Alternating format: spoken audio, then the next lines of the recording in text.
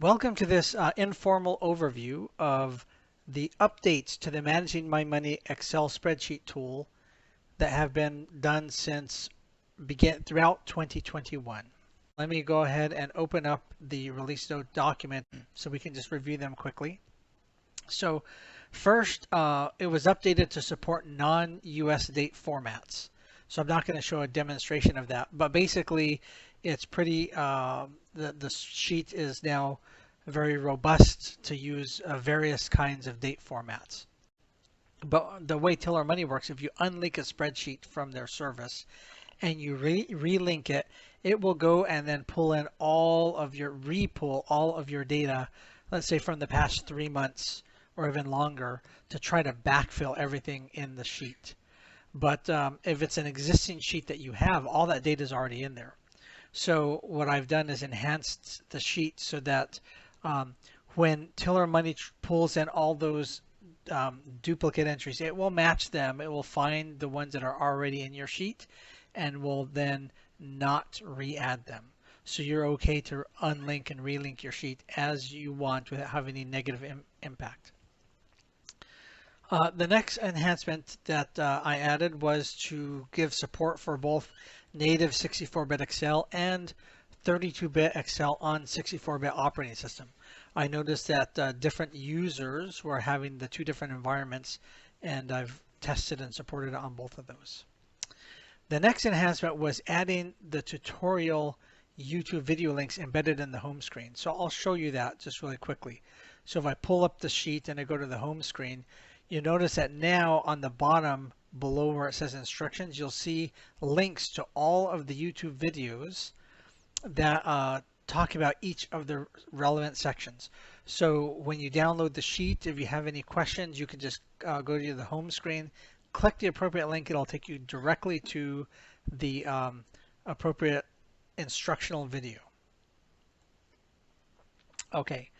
Next enhancement made was we broadened it. It was only supporting Windows operating system, and we've now added support for the Mac operating system for those people who have Apple Mac computers. Then the next enhancement is a pretty big one. It's simplifying the entry of your expenses, and I'll give a demo of that really quickly, and just takes a couple of minutes here. So if you go to the expenses, so the use case would be we've added this column that says click to show details. So what happens is when you enter your expenses, you can watch the videos about entering expenses, but you basically enter your annual expenses or your monthly expenses, and it will calculate to make sure that you are indeed using all your money appropriately. For example, if this car payment shows $400, and if I were to make it's $300 a month for my car payment, then it'll show me that I have an extra $1,200 that I'm not spending that I can allocate somewhere else. But in this case, the example that I wanted to show is, what if I have a car payment for a car that's almost paid off? So I'm going to be making car payments in January, February, March. Then I'm going to pay off that car, and I'm not going to have any car payment for the next 6 months. But then towards the end of the year, I plan to go out and buy or lease another car. And so my car payment will start back up, and it might be different from this 400. So I'll give you an example of what you do there. So in that case, you don't really need, if the expenses that you put in here are going to be about the same every month for the whole year, then you never need to expand this column. But if you have some situation like I just described, where it's going to a monthly expense that might stop at some point, maybe it even restarts, or maybe it changes. Let's say that I have, for another example, internet service provider for $80 a month, but then halfway through the year it updates to $85 a month. So how do you handle that? So in those cases, you click here to expand, and you see that the value for my month is the same across all the months of the year, right? Now you'll note that some of them, like internet service, do not have any values entered. That's fine. That means that I haven't edited it. But what happens is if you don't see any value here, that means it's assuming that what's in your monthly spend is basically the same for the whole month. I'll give you an example. If I just type in 80 here, you'll see that it'll just fill it in across. So it's the same. This $100 means $100 all the way across. So let's take the example that I mentioned about the car payment. So I have a car payment. Let's say that I have a car payment for $400 a month for 3 months, and then I paid off my car. So I'm going to go ahead and delete these because I don't have that car payment anymore, right? Now you'll see that it changes the monthly spend to various, because that's to tell me if I collapse this, that's just to let me know that, hey, I don't have a constant amount allocated for my car payment through the whole year. I need to open this to see what I actually have. It's $400 for 3 months. But now let's say that in September I get a new car, and that one's going to be $450 a month because it's a bit more expensive of a car, and I'm going to have that September through December. Now here I had no car payment because I had it paid off. If I collapse this, you will see that it shows that I have $1,800 of remaining income, because it's realizing that because I'm not spending that $400 during these months, I now have $1,800 left that I can use somewhere else. So we can go ahead and plan that somewhere else. Let's use the other example of the internet service where I have $80, but let's open that up and let's say, well, yeah, it's $80 up until, let's say July, say May, and then suddenly the internet company says, oh no, I'm going to increase your rate for whatever reason, or I upgrade to a different plan, right? And so I can go and do that across. So again, it'll show various. I can go ahead and collapse this, and you'll see that now I have $1,765. So that allows me to handle those one-off scenarios where it's a monthly payment, but things may be changing during the year, or they may be stopping or starting during the year. I can handle all of those using this green section here. And again, I can click on the top to expand it. I can work with this, and when I'm done, I can click anywhere on the green, any of these months where you see the hand icon, or down the side, any of these I can click it and it'll just collapse it so that I can see the rest of my working screen.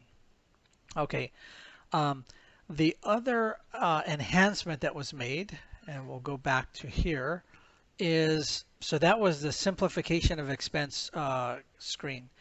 Another minor enhancement was improving the emergency fund guidance.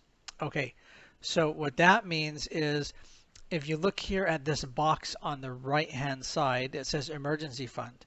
So we've simplified the screen here to show this optional column. And the optional column is what's used to help give guidance on your emergency fund levels. A 1 month emergency fund, a 3 months, a 6 months, or the minimum that you need, right? So these amounts are based upon, of course, your spending, and they're based upon what you consider to be mandatory spend versus optional spend. What can you stop? So it's, those are the optional ones, and what you have to keep paying, and those are the non-optional ones.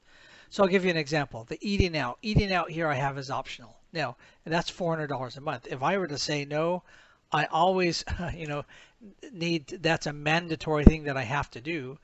Look at the minimum amount here, $4,000. If I make that optional, you'll see that drops to $3,600 because that's $400 for 1 month, and it's saying, no, you really don't need that. You mark it optional. I'm going to take it out for what you need as a minimum, right? So you can actually run different scenarios by making, so if I make all of these optional, for example, you'll see that minimum emergency fund drives down to close to zero, right? But if I make them, if I remove the optional flag from all of them, I need to pay all of them every month regardless, then that minimum emergency fund will go up. So that was the other enhancement, was to simplify this column to make it, either a flag, you can just set it or not set it, and then you can see directly what the impact is to your emergency fund requirement. Okay, the last thing that was added was the ability to import Quicken categorizations with transaction level import. So previously I talked about tiller money imports. This is an enhancement to the Quicken import. So what that means is this. If this is on the tracking screen, and normally when you add in some expense, you put in, for example, I went to Kroger, bought some groceries, and you give it a category, right? Whatever the category is. Well, if you are a person who's using Quicken and you are spending the time to categorize all your expenses in Quicken, then when you import them into this sheet now, it'll pull the category. You have the option to pull the categories in along with the expense. So if you do that, it'll set the category exactly to what you have it set in Quicken. Now, if you're not categorizing them in Quicken, then it'll behave. You can also do the same behavior as we had before, which is it'll bring in the expense and the amount and the vendor, but it will not bring in the category. And you can let the system here auto categorize for you using all the preset auto categorization. Now, again, this is an update for those people who have already have the spreadsheet or who have already watched the videos. So in this case, if you watch the video on Quicken integration, this is an update to that. And I'll just show very quick. I'll open up the import screen, and you'll see that on the import screen there is the ability to import from Tiller Money or the ability to import from Quicken. So if you go to Quicken Transactions, what's been added is this option right here, Category Import. You can say ignore, and that's the behavior that we had before. It will not import the categories from Quicken. Or you can say import, and this is the new behavior. It will import all the categories from Quicken. Okay, and that is a summary of all of the changes that have happened in 2021 for the Managing My Money Excel financial spreadsheet.